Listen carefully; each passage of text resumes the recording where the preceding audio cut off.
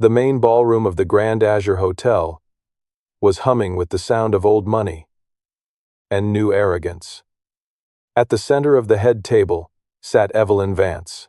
She was the chief executive of Apex Energy. She was a woman who treated every conversation like a negotiation she had already won. She leaned into the microphone. She pointed a manicured finger toward the far end of the room. She told the crowd of investors and politicians that she had invited a special guest tonight. She called him a simple, dirt-covered contractor who apparently believed his rusty tools knew more than her billion-dollar engineering firm. A polite ripple of laughter moved through the room. Evelyn smiled. She expected the man in the faded corduroy jacket to shrink into his chair. She expected him to apologize, or maybe just leave. But Silas did not look embarrassed. He did not look angry. He walked slowly up to the main table. He pulled out an empty chair, right next to Evelyn, and sat down. The laughter in the room began to fade. Silas reached into his pocket. He pulled out a heavy, dull, alloy key. He placed it quietly on the white linen tablecloth. He didn't say a single word. 3 of the most powerful energy tycoons in the world were sitting across from him. They had just picked up their gold pens to sign a joint venture contract worth billions. One of them looked at the key. He stopped. The color completely drained from his face. He recognized the serial number etched into the side of that metal. Without saying a word, he put his pen down. He stood up, he pushed his chair back, and walked straight out of the ballroom. The second tycoon followed him. Seconds later. Then the third. They left a multi-billion-dollar deal, sitting completely unsigned on the table.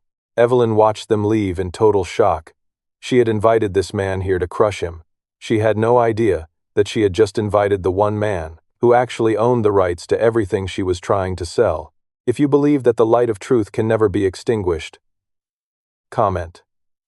I choose to live honestly and never bow down. Hold on to that belief, because what Silas does next will prove exactly that. 24 hours earlier, the air at the base of the Apex Dam smelled like wet concrete and ozone. The dam was a massive, towering wall of steel and stone. It was the crown jewel of Evelyn's career. Tomorrow, they were going to initiate the first full-capacity test flood. It was a highly publicized event, meant to secure a massive round of federal funding. Down in the mud, far away from the cameras, Silas was kneeling by the primary relief valves. His boots were coated in thick gray sludge. His hands were calloused and scarred from decades of working with raw earth. He was holding an old analog seismic monitor. It was a piece of equipment that looked like it belonged in a museum. Sitting a few feet away on a dented metal toolbox was his 10-year-old son, Leo. Leo was quietly doing his math homework, using his jacket to shield his notebook from the damp air. Silas wiped a smear of grease off his forehead. He looked over at his son and smiled. He told Leo that the truth is a lot like bedrock. He said that no matter how much dirt you pile on top of it, it is the only thing that can actually hold up a building. Leo nodded, writing down an answer in his notebook. He was used to his father's quiet lessons. Silas turned his attention back to the monitor. The needle on the dial was twitching. It was a very slight, rhythmic stutter. It happened every time the secondary pumps cycled water through the lower chambers. It was barely noticeable. Most digital systems would just write it off as background noise. But Silas was not a computer. He knew how water sounded when it was hitting a solid barrier, and he knew how it sounded when it was finding a weakness. He pressed his bare hand against the cold concrete wall. He felt the vibration deep in his bones. It was a structural misalignment in the core foundation. If they opened the floodgates tomorrow, the water pressure would multiply that vibration by 1,000. The concrete would fracture, the dam would fail. Thousands of people living in the valley below would be wiped out in a matter of minutes. Silas stood up immediately. He grabbed his radio and told the foreman to halt the pressure test. He told them to shut off the secondary pumps right now. The foreman hesitated. but Silas's voice had a cold authority that made him comply. The heavy hum of the pumps slowly died down. An eerie silence fell over the canyon. Less than 10 minutes later, a black luxury SUV pulled up right to the edge of the construction site. Evelyn Vance stepped out. She was wearing a tailored designer suit that cost more than Silas made in a year. Her high heels sank slightly into the mud, which only made her angrier. She marched over to Silas, with her chief engineer and 2 security guards trailing behind her. She demanded to know who gave a freelance geology inspector the right to shut down her multi-billion-dollar project. Silas did not raise his voice. He did not shrink away from her anger. He calmly held up his monitor and explained the harmonic stutter in the lower valves. He told her that the foundation was not properly settled. He told her that if she ran the flood test tomorrow, the dam would crack. Evelyn stared at him in disbelief. She looked at his stained jacket and his dirty hands. Then she looked back at her own chief engineer. The engineer quickly shook his head, whispering that their digital sensors showed everything perfectly in the green. Evelyn let out a harsh, mocking laugh. She told Silas that he was just an obsolete old man, holding on to a broken toy. She accused him of making up a fake crisis, just to extort the company for a bigger paycheck. She said she had spent 5 years building this dam, and she was not going to let a mud-covered nobody ruin her press conference. Silas looked at her with a steady, unblinking gaze. He told her that water doesn't care about press conferences. He told her that water only cares about the truth, and the truth was that her foundation was compromised. Evelyn's face turned red with fury. She hated being challenged. She especially hated being challenged in front of her own staff, by someone she considered completely beneath her. She reached into her designer handbag. She pulled out a thick, cream-colored envelope. It was an invitation to the exclusive investor gala happening that very night. She threw it directly at Silas's chest. It hit his jacket and fell into the mud at his feet. She told him that if he was so confident in his little theory, he should come to the gala tonight. She told him he should stand up in front of the biggest energy investors in the country and tell them that her engineers were wrong. She wanted to see him try to sound smart in a room full of people who actually ran the world. She wanted to watch him get humiliated. Silas looked down at the envelope in the mud. He didn't get angry. He just bent down and picked it up. He wiped the dirt off the thick paper. He looked Evelyn right in the eyes and said he would be there. When Evelyn turned around and walked back to her SUV, Leo hopped off the toolbox. He walked over to his father and looked at the muddy envelope. He asked Silas why that lady was so mean to him. Silas knelt down, so he was at eye level with his son. He told Leo that sometimes people build their entire lives on top of a lie, and when someone comes along and points out that the ground is shaking, they get angry at the person pointing. Instead of fixing the ground, he told Leo that no matter how loud someone yells, it doesn't change the facts. Silas packed up his gear. He held his son's hand as they walked back to their old, rusted pickup truck. He knew what was waiting for him at that gala tonight. He knew Evelyn had set a trap to publicly destroy his reputation. But Silas also knew something that Evelyn didn't. He knew the real history of the Apex Dam. He knew exactly who had drawn the original blueprints, before the project was bought out by her massive corporation. And he knew that the key in his pocket was the only thing that could unlock the truth. If you have ever been looked down on by someone who thought money made them invincible, comment. I choose to live honestly and never bow down. Keep watching, because Evelyn has no idea who she just invited to her party. Chào bạn. Với tư cách là giám đốc âm thanh AI hàng đầu thế giới, tôi đã xử lý kịch bản này theo đúng các quy tắc ngắt nghỉ sinh lý.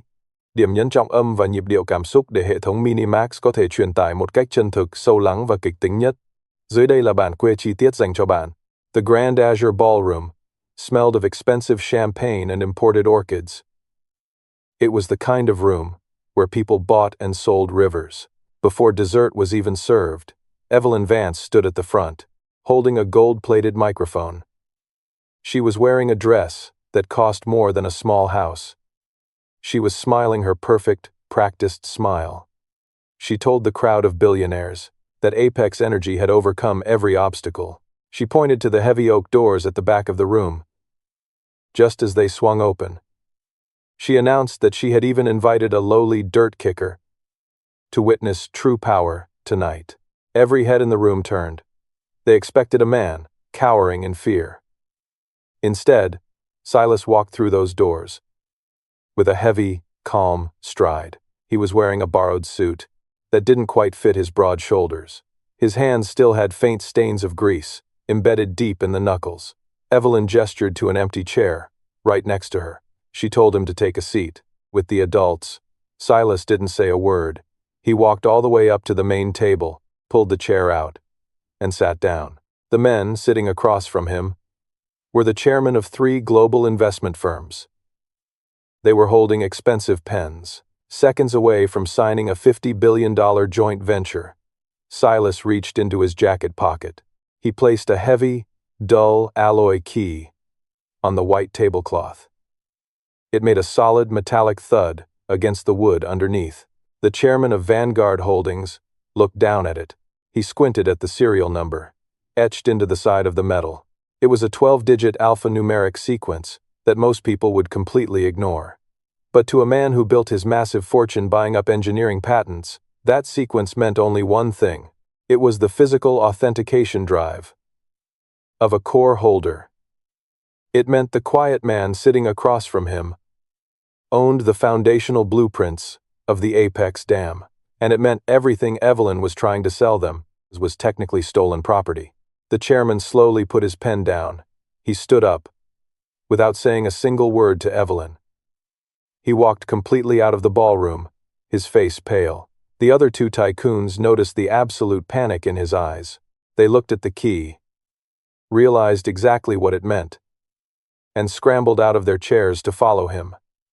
Evelyn's perfect smile vanished.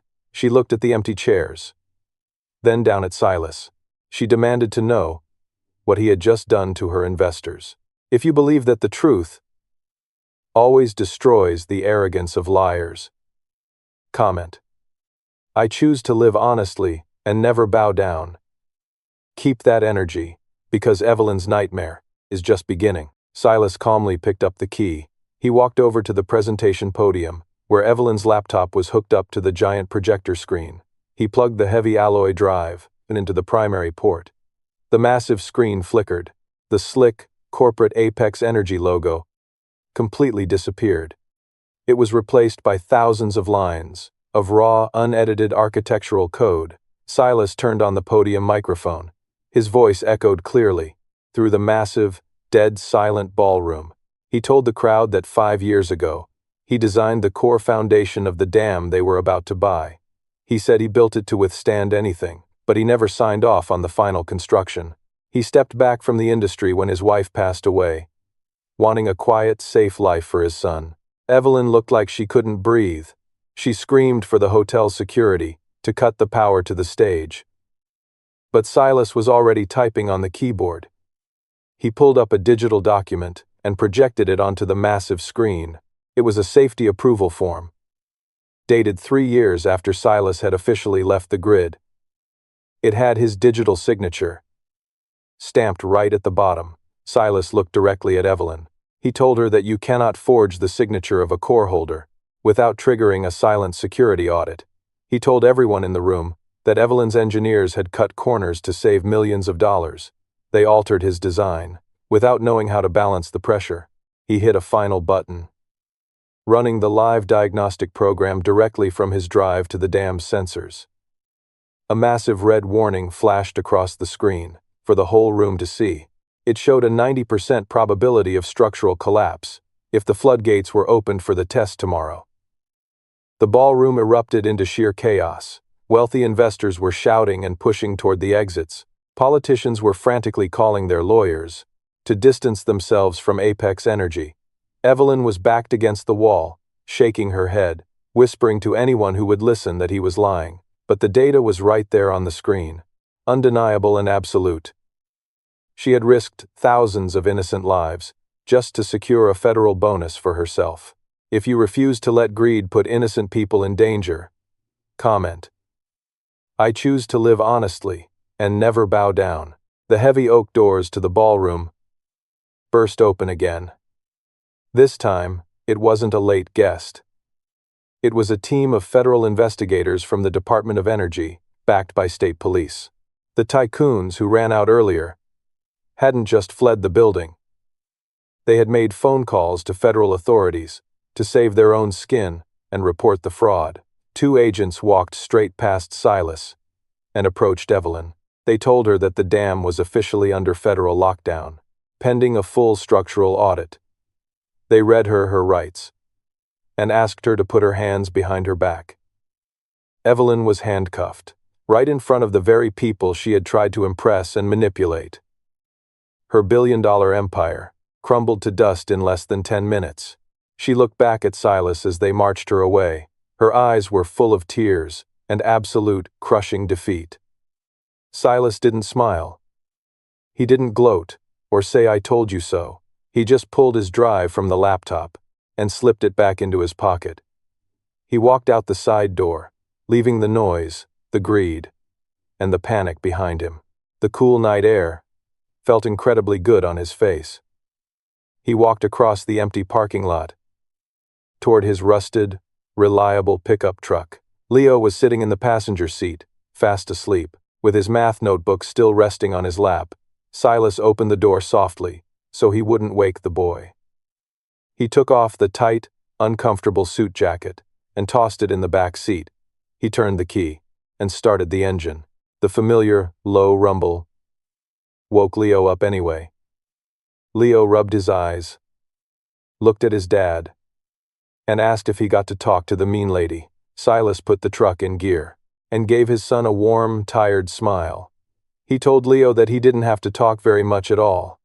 He said that when you stand on solid bedrock, you don't need to shout to prove you aren't sinking. They drove away into the night, leaving the towering glass hotel in the rearview mirror. A week later, the Apex Dam was quietly dismantled, so they could rebuild the foundation properly. Silas didn't ask for a massive reward, and he didn't give any interviews to the hungry news stations. He just went back to work, measuring the earth, making sure the ground was safe for the people living on it. Because true power, it doesn't need a microphone or a billion-dollar suit. True power is doing the exact right thing when absolutely no one is watching. If this story moved you, comment. I choose to live honestly and never bow down. And make sure to hit that subscribe button, because the next story on this channel will shock you to your core.